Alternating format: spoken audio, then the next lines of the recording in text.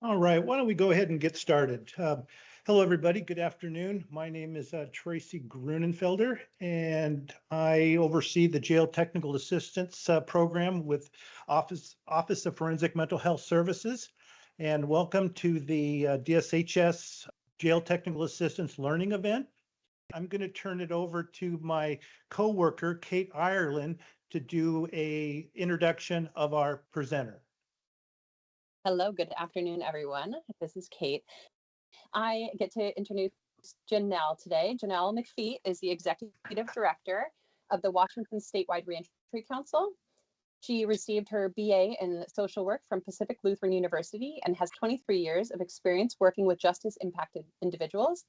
Janel started her social work career in Tacoma and served as the Strategic Planner and Program Manager for the Port Gamble S'Klallam Tribes Reentry Program, creating a nationally recognized reentry program using evidence-based practices and a people-first human dignity model where her teams work reduced recidivism by over 80% in the target population.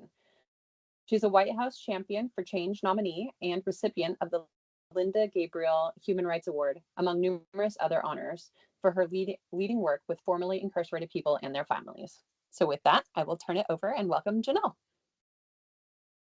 Thank you, Kate. Thank you, Tracy. I'm going to go ahead and share my screen and just thank you. I see a lot of familiar names, not faces. So while I'm pulling up the presentation, I would just like to, if there is anyone that is on the Washington Statewide Reentry Council and or works for the council, could you please introduce yourself? And while I pull up the PowerPoint, just I saw a few of us on the call. Sure, Janelle, I'll go first. I'm Jerry Goodstein, and I am on the Reentry Council representing the business community here in Washington. And good to be with you all. Hi, my name is Larry Jefferson. I'm on the Reentry Council, and I represent the defense community, public defenders. Thanks for having me here. My name is Hanan El-Zubaidi. I'm the Associate Director for Corrections Education at the State Board for Community and Technical Colleges, and I'm also a part of the Reentry Council. Hi, my name's Galen Ruzamenti, and I'm a program coordinator with the Statewide Reentry Council, and happy to be here. Hi, I'm Hillary Young, and I am representing housing providers as a member of the Statewide Reentry Council. Okay, I think that's our group for today. I'll go ahead and get started. For some of you, this might be a review, and before I get started, I just want to thank Tracy for allowing the council to speak in the space of moving towards work with jails and tribal jails. Historically, it's really, when we talk about reentry, we have been talking about prison mostly. So right now, really opening up the conversation to look at how can we be more involved with our jails. And so today I'm going to talk a little bit about the history of the council. And as you see up here on the first slide, Governor Inslee in 2016 established the Reentry Council with the goal of improving public safety and outcomes for individuals reentering the community. So this was a long time ago that this, not a long time ago, but pretty long ago. And so what we want to talk about today is who are we? What are we doing? What's the future of?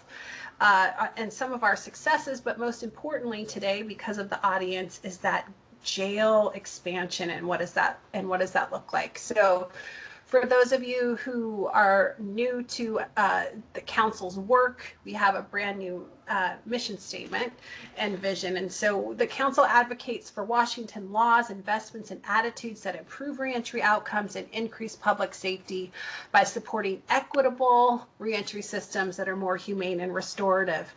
And then we like to work at kind of disrupting or moving, disrupting the cycle of mass incarceration by transforming systems so that each individual is treated equitably and with dignity. So I wanted to kind of start with the future of, and then end with that jail engagement piece. And so a couple months ago, Governor Inslee signed on September 16th the executive order. The reason why this is so exciting is because it really gives the Reentry Council more weight to consult with, to work with our state agencies, to work with our tribes and our jails, and to have that consulting capacity. And also it looks a little bit differently as well when you look at the Reentry 2030 initiative. If you have time, and I don't know if there's a council member that can put in the chat both the link to the executive order and the link to Reentry 2030. Now, although the Reentry 2030 is more focused on prisons, the idea, and we will be the 6th state to embark on this. It's around human-centered, coordinated, transparent, and equitable ways of doing things. So all of us working together to create better reentry outcomes and to create better public safety. So I will move into the recommendations for 2025. What does it look like for the council? So I want to be clear that these recommendations were not just the council's ideas, right? So we did a lot of listening circles inside our prisons, some inside our jails and tribal jails. We did community surveys. We made sure that we were getting all voices included, previously incarcerated, to kind of form our strategic plan and logic model, which then formed our recommendations that you see up here on the screen. And so one of the things that we want to do is promote restorative justice and trauma-informed practices into all prisons, but let's not forget, as we move, jails, youth facilities, and our tribal facilities, okay? We also want to include currently incarcerated individuals on the Reentry Council. Right now we have a council of 15 members. We have 2 members that are previously incarcerated, but we don't have anyone that's currently incarcerated. And a lot of that rich knowledge, that we might not be all, privy to, comes from those voices. And so we are working on that right now to change our RCWs and to move that through. Another governor's request was that we increase our state agency representation on the Reentry Council. This will help with reaching those Reentry 2030 goals, which are around housing, employment, and healthcare. And I'll talk a little bit about that later. And so this particularly includes the Healthcare Authority, Employment Security Department, and DSHS, but specifically from the Behavioral Health Administration. So looking for a seat there, and we're also currently working on that. I do want to say that we have, I believe, 4 of our council members here on the call that are very active, and if they'd like to chime in at any time, feel free. The next set of recommendations is to expand family listening circles. So a lot of the feedback that we got that was just triple starred in going into the prisons and getting these surveys back is they want to be able to have that family piece and really more family involvement. And also what's really missing is that those mental health services. So that's something that the council wants to support and work with. Obviously, increasing our involvement in jails and expanding to tribal jails, addressing racial disparities affecting our Native American community, and also, lastly, already talked about this, but so important, so I feel like every slide should have this, is that mental health piece. We really need to take a deep dive and look into this issue. And so we have historically for the last 2 years, and I've been in this position now for almost exactly 2 years, Department of Corrections has allowed us to go in and put on these amazing concerts of hope. So Galen, if you're there, if you'd like to put that link in for the Concert of Hope series, and then we follow it up with a listening circle. When we did this last year, that's how the strategic plan was birthed, really from all that feedback. And now we're gonna, for 2025, when we go into the prisons and hopefully jails, so whoever's on this call, looking for those kind of connections and to have further conversation about moving into the jails and having those same conversations on how we can improve systems. So with that, I will get into the really important piece for this audience. So how and why are we enhancing reentry services in jails and tribal facilities? So a lot of my past work has been with the Kitsap County Jail. And in fact, a lot of my work in the last 25 years has been with jails and tribal and tribes. And so over and over again, we see this conversation around people releasing from prison. And historically, we have left out our jails and tribal jails in those conversations. So what we're really hoping is to have a partnership with the statewide jail technical assistant program from the Office of DSHS, Office of Forensic Mental Health Services, and working with Tracy, and then also looking at closer relationship with WASPIC, right? And so that's something in 2025 we'd like to start looking at closer partnerships that will strengthen reentry services and improve that coordination piece. So we are looking for jails that would like to essentially sign up for these listening circles that I could talk to you more or talk to you at a different time regarding what that looks like. But we have done these circles and we do have certain jails that are signed up to do this. So what we're hoping, like we did with Department of Corrections, is that we would do this in the jails and look for feedback from those that are incarcerated on how to improve their reentry outcomes so they don't go back to jail. Jail's a different beast than prison, right? So we're having a whole new way of doing things when we're looking at what's going on in jails versus prisons. So I did put down there that we're working with Linwood Jail, Kitsap County, Clark County, and Whatcom, Yakima Correctional, that's Yakima Nation Correctional Rehabilitation Facility. So we've already started to engage in conversations with those 4 jails. I do want to apologize for this slide. I know it has a lot on there, but I want to save time for questions, so I'm packing a lot in. And before we started, to be quite frank, I was letting Tracy know this is the first presentation really on what the council would like to do regarding jails and partnerships. So this is the first presentation. So we already talked about that, increasing visits. We would love to come out and tour any jails. We'd love to hear from the chiefs, the commanders, like what's going on. What could you use help with? You know, when we talk with our legislators, let's not have it all Department of Corrections heavy. Let's see what we can do to support, again, jails and tribal jails. And then the other thing we'd like to do is invite you all. We really want to get a heavy jail staff at our reentry council meetings.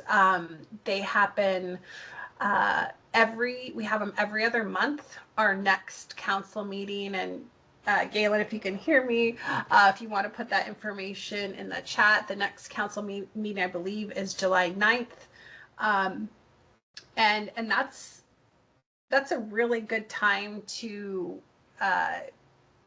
just get informed and have conversation and public comment and look at some of the stuff that the council's doing. So if you're interested in that, you could also put your email in the chat as well, and we could maybe save that chat. And so lastly, what I want to talk about, or close, is part of our strategic plan, looks at 4 areas. And the goals that the council created were around fostering relationships. It was around really being heavily involved in Reentry 2030. And it was also around giving voice to those that are incarcerated, and also working closely with our legislators to inform them on reentry best practices. So how do you get everyone involved, right? And so this is why I wanted to talk to you about a reentry simulation. Now I'm familiar with this. We did this at Kitsap County, and also Whatcom. So you're going to see a couple other pictures here. But what does it take to get us all on the same page and moving in the right direction? And so these reentry simulations are pretty powerful. You have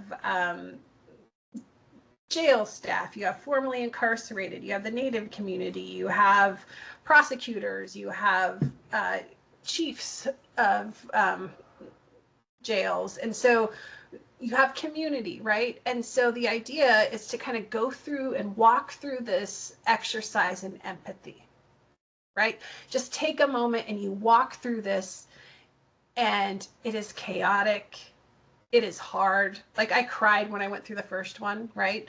But it's so powerful, and here in the background, it says walk in our shoes, right? So not only do you go through this exercise, but then after, you have time to sit down and have vulnerable, respectful conversations on how we can move systems and change things for the better, right?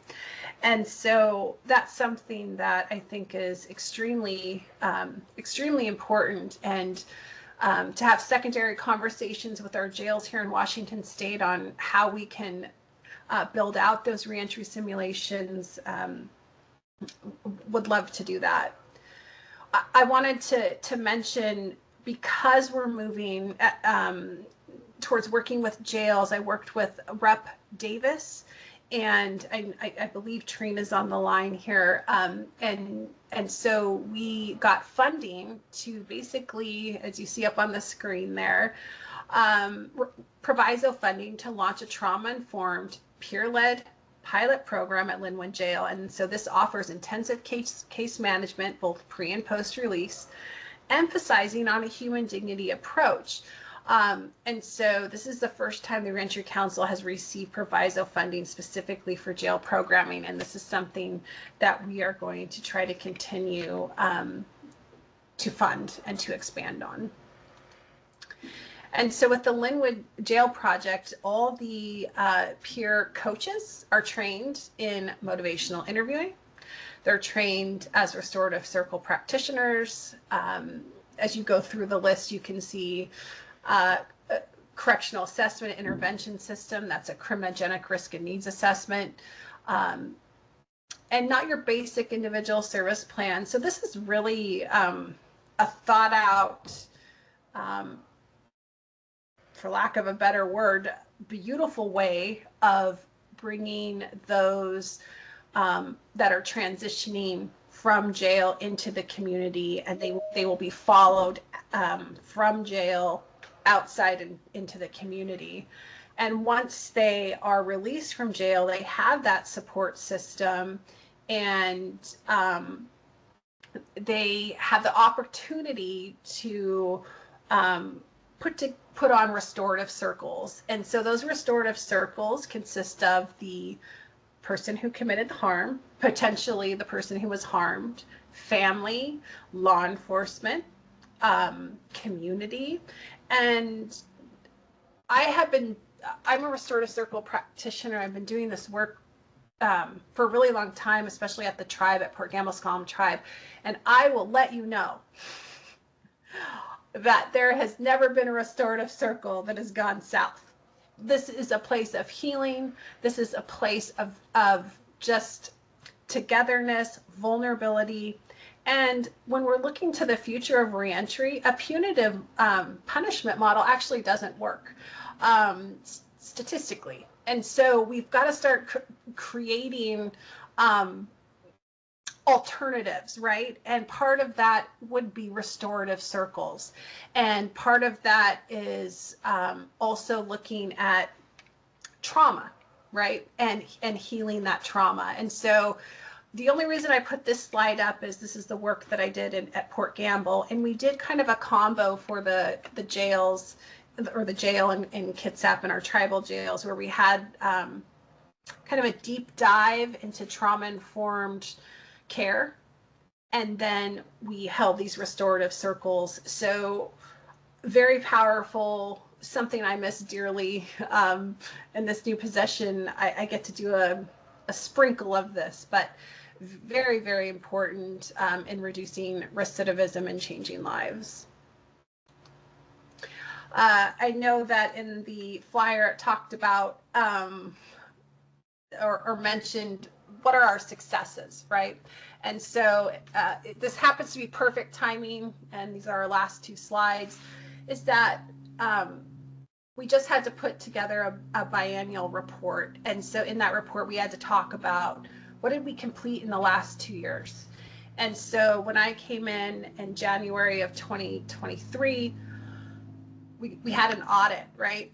And so we had to really take a look at a few things. And part of that was to put together a strategic plan. So we have a 3-year strategic plan and a logic model put together. That's a success. We also put on lots of listening circles along with the picture you see there, Concert of Hope. If this is something that we could ever host in a jail, it's something that I would highly, highly recommend. And then we also, an accomplishment was, working with Department of Corrections to getting community surveys out to 14,000 people who are incarcerated and get that feedback. We've increased activity with youth stakeholders. In the past, the council didn't have a lot of work with DCYF and the youth population, so we're working on changing that.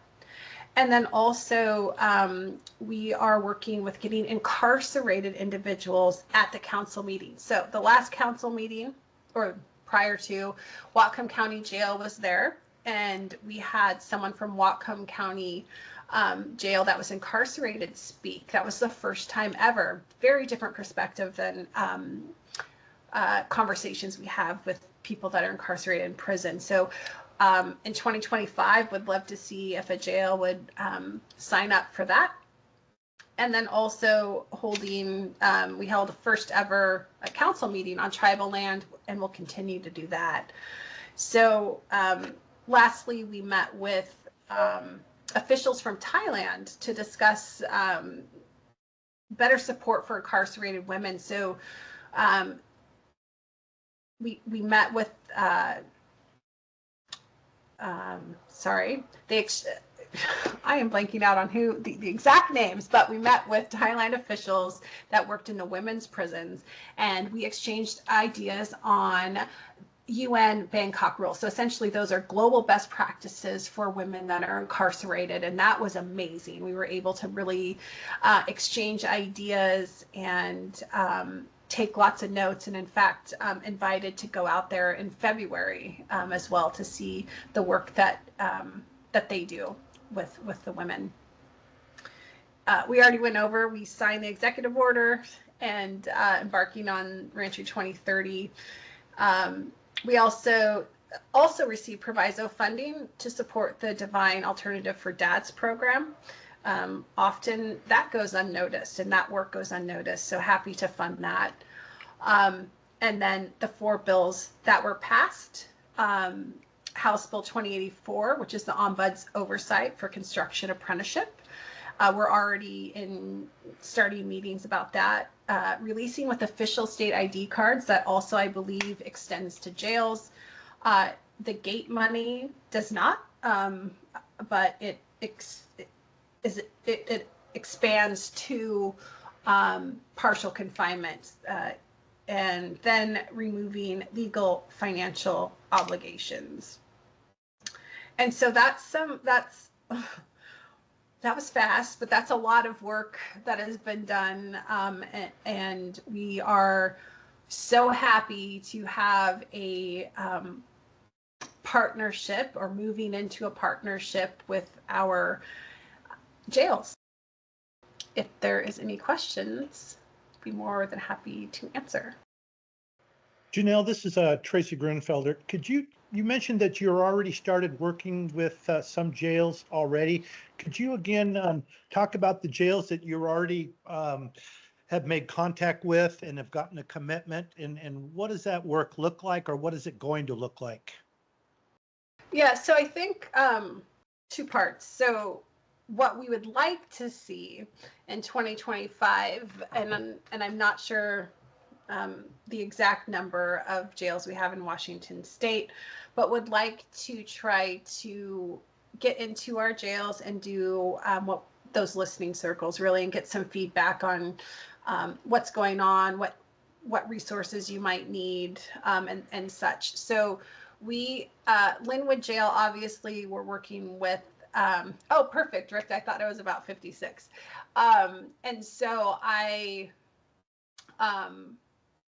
working with Yakima Nation, we did a tour there. So what we like to do is a tour, and then see if the jail is open to a listening circle. So we actually did a listening circle with the Yakima Nation, the youth that were incarcerated. And then obviously the Linwood Jail, we received a proviso funding. So that one's a little bit different, but so we kind of did more preliminary work with the Linwood Jail because of that particular proviso. I know Galen is on the phone, and Jerry, that have done work inside both Clark County and Whatcom County. So Galen or Jerry, could you talk a little bit about the work that is currently being done? I know Whatcom was open to having conversations with us. They presented at the meeting, Tracy, you were at a couple months ago. So really, as I mentioned, this is just like a kickoff. This is, hey jails and tribal jails, would you like to partner with us and see how we can improve any services, help to reduce recidivism, and really move to maybe a different way of doing things. So, but with that, I'll pause and see if Galen or Jerry would like to say any more. Sure, Janelle. I can speak a little bit to what has been going on, pardon me, in Clark County Jail. And I think we've got a few people on the call, so please jump in and support anything I'm saying. But I really have a privilege to work with some wonderful, wonderful staff at the Clark County Jail. And I'm really part of a group of people that go in directly into the jail and meet with individuals who are, in most cases, soon to be released. I am partnering with an organization in the community in Clark County called Recovery Cafe. And what we're doing is really trying to connect individuals who will soon be released to employers who are open to hiring these individuals when they are released. And we've been having conversations there for a number of months. But again, I'm part of a team of people. And so there are also individuals who are speaking from the community, coming in and talking to individuals about needs with regard to mental health and substance use and things along those lines, peer coaching, really kind of a whole wraparound approach, if you want to think about it that way. And it's a wonderful approach. It's kind of reaching in to the jails, trying to take care of things, putting things in place as much as possible so that when these individuals are released into the community, supports are there. and that would include employment, that would include housing, again, all these key areas. So again, I think we have at least one or two people on the call from the Clark County Jail. And if there's anything else you want to add, please go ahead and do so. But I'll go ahead and stop here.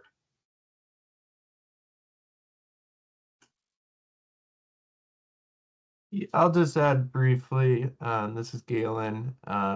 I'm in very early talks with the Whatcom County Jail, but it's kind of a exciting time there's a new Whatcom County Sheriff that we're coming out of a long administration in the Whatcom County Sheriff's Office with not a lot of movement towards reentry. So there's a new person in that position, Sheriff Tanksley, and he's been really open to a lot of growth in this area. So they're designing right now their first reentry type program that's going to offer resources to people while they're still in there, which is something that jail and that office hasn't done whatsoever. I'm also interested in going in and teaching financial literacy classes in there and having that a good platform to have people get some of those resources to prepare them. And then I had the opportunity last week to go meet with and view the Whatcom Recovery Court. So the jail diversion program that they're doing and the great work that they're doing there right now. Their capacity is at about 60 people and they're pushing almost 70 right now. So they're above capacity, and their main backup is in the courts and with the public defender's office, that there's a lot of people that are waiting to still get into that program. So the need's definitely there, and it's large. So my goal over the next couple of months is to get in much more directly with the Whatcom County Jail and in collaboration with the Whatcom County Sheriff's Department. Thank you.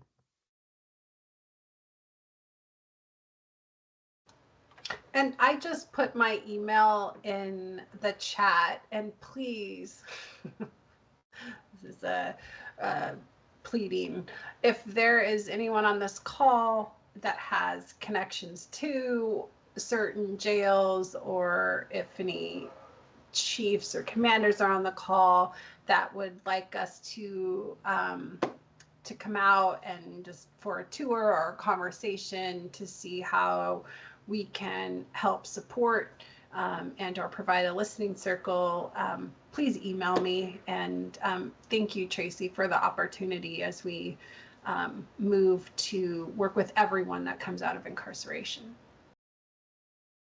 Yes, thank you for joining us today and talking on the Reentry Council. And like you said, this is kind of a new territory for the council, expanding to the jails, and you're still kind of feeling your way around. And so I appreciate you kind of giving us a 30,000 foot view of what it could be, or what you're thinking it could be. So I look forward to the months to come to see how this works out. And so it looks like we have your email address. So if there's any jails out there that want to get in touch with you to schedule something, they're free to do that. And let's see, does anybody have any questions for the good of the order, or any thoughts from Janel's presentation they'd like to share? Okay, I don't hear anything, but we're always looking for new topics to share with our audience. So if you have any ideas that you would like to see at a presentation, feel free to contact me. If you want to do a presentation, let me know, and maybe we can work something out. So thanks, everybody. Take care and be safe out there. Thank you.